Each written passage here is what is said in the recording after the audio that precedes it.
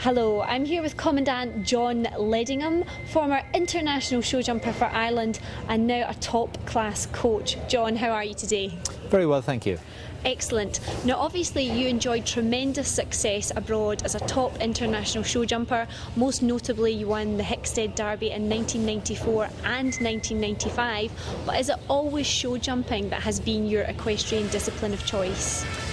Yes, in that I joined the army in 1977 in Ireland, the equitation school, and all young officers to make their riding abilities better. They do dressage, combine training and eventing.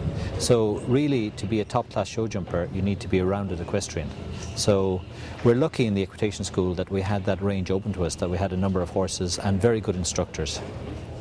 Obviously you've had a terrific number of accolades that you've achieved over the years as a top-class show jumper, but apart from talent obviously, what would you put your success down to? Horses. Horses. Absolutely horses. The ability, I think, of a top-class show jumper is the supply of horses. No matter what your talent is, the real athlete is the horse. So when you're lucky enough to have talented horses, then you can show your skills as a talented equestrian. Without having the talented horse, no matter how talented you are as a rider or how talented the trainer is, you won't get the result.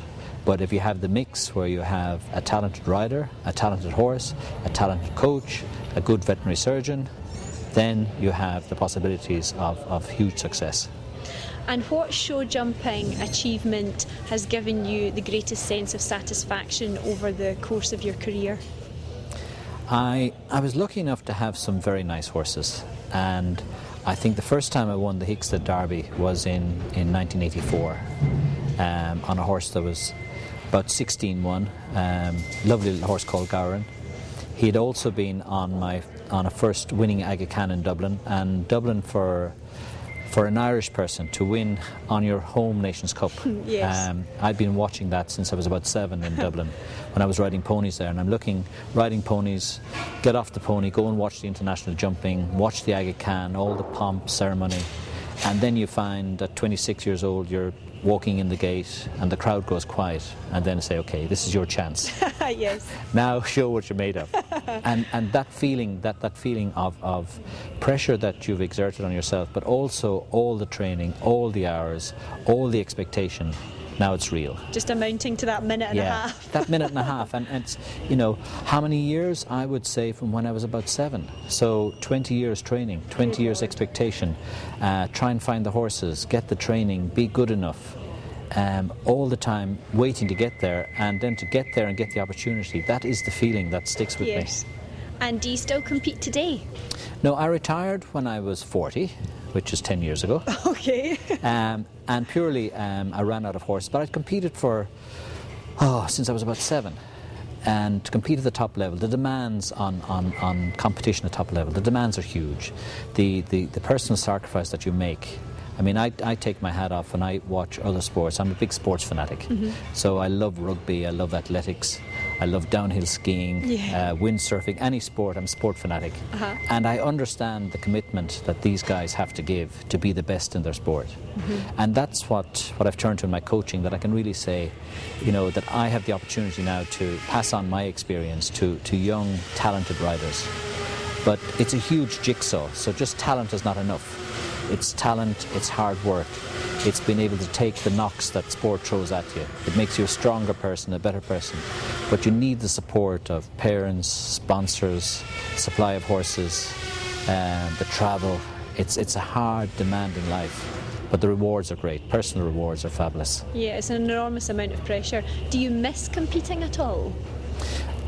No, because once you compete at a high level for a long time, you have to say, okay, when am I going to stop? Yeah. And once you decide to stop, my personality is such that I can say, okay, that's it, I've done that, now I'm going to move on. So I don't open that box anymore. Yes. That box is closed. It's ticked. It's ticked and I move on.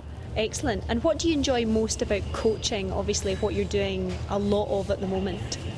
I enjoy having the opportunity to work with talented riders on talented horses. And for the last 5 years, I've been involved with the Juniors Young Riders in Ireland and trained the teams for the show jumping. I've been involved with SEA in Scotland for the last 4 years, since Paul Dara passed on. He was there before, and I've enjoyed that mantle, and the facility and opportunity to meet young people in the sport is what I really enjoy. That I would have competed with David Broom, Harvey Smith, Eddie Mackin, so all those household names, and the opportunity to pass on that education, that experience, that when you ask people about, they don't know who David Broom is, they have an idea. Yes. You know, they know, but the younger ones, and 20 years in somebody's lifetime, if they're 15, 15, when you ask them about different greats in show jumping from the 70s, the Harvick Stinkens, the Hugo Simons, they have no idea. So I'm lucky enough that I've spanned both of those, and I love meeting the youngsters with their enthusiasm and their thirst for learning, that they really want to learn. They want all the information you have, and they want it now. And I'm trying to explain, you can't have it all now. It takes 10 years to get from being a good rider into a really good rider, doing all the right things along the way. I see. And what do you see most from young riders mistake-wise when you're out and about, perhaps judging or coaching? What are the pitfalls that are quite easy for young riders to fall into? I suppose not having the pressure of competition. You need to be able to perform under pressure. So the biggest mistake is going to be that we work towards, if we say we pick a European Championships as our goal, we really need to bring those young riders, those 16, 17-year-olds on horses, to compete against their peers in Europe. So you're competing against their peers under pressure, and then if you do 4, 5 or 6 international shows where they might be a very talented rider in a small pool at home, but now you take that small pool into the European circuit, and all of a sudden nobody knows who they are, and they go in and they think they've done a good job, and they're beaten by 6 seconds.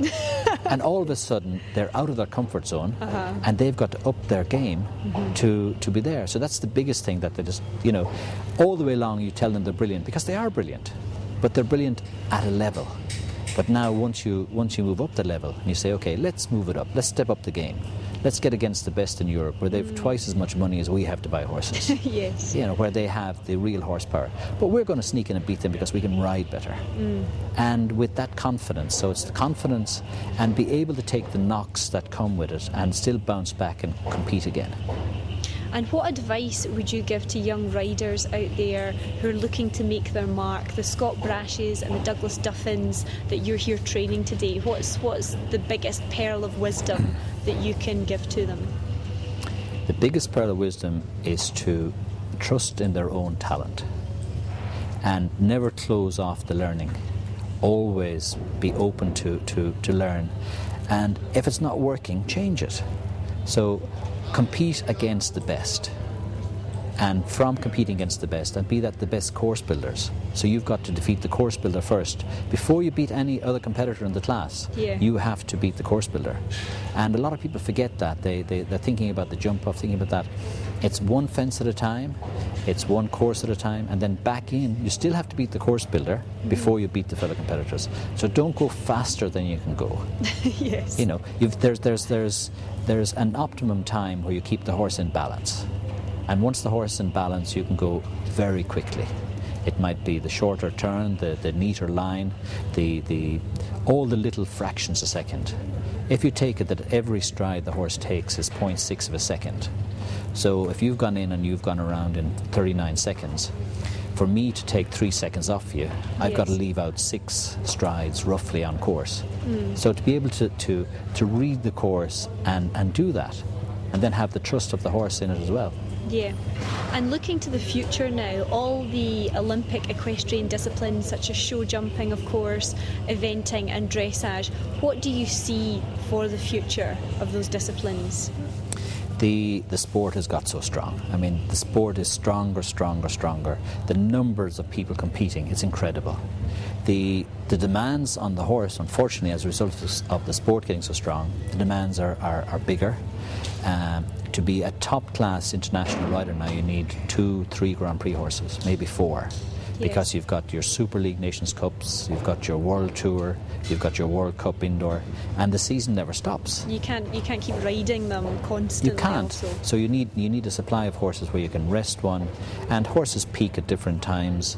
You've got to pick your competitions, have a solid program to work towards. And that is probably the biggest difficulty facing the young riders like Scott, like Douglas, that they don't have that calibre of horse. If you're lucky in your career, they say you get 2 good horses. But with the amount of competition, so what do? Do you say, okay, I'm going to jump the Nations Cups, sacrifice the Grand Prix, I'm not going to do the Nations Cups, I'm going to jump in the World Tour? There's all those questions that you have to answer. What are your goals? And have your goals set in stone and work towards them, and don't over jump the horses that you have. If you look after them, they'll last you a long time. Try and find sponsors. Horses of that calibre are very expensive to buy. The supply is low, the demand is huge, so the prices are sky high. And the difficulty for any young person in sport is, how do you make the sport work for you?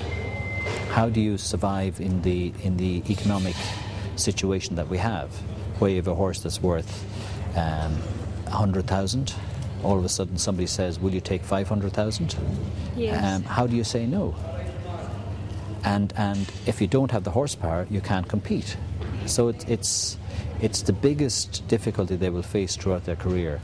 How do you make the sport work for you, and how do you make it enjoyable? Yeah, and I think that can be said of all the disciplines, really, Absolutely. across the board. Yeah. Well, thank you very much for talking to me, Commandant John Ledingham.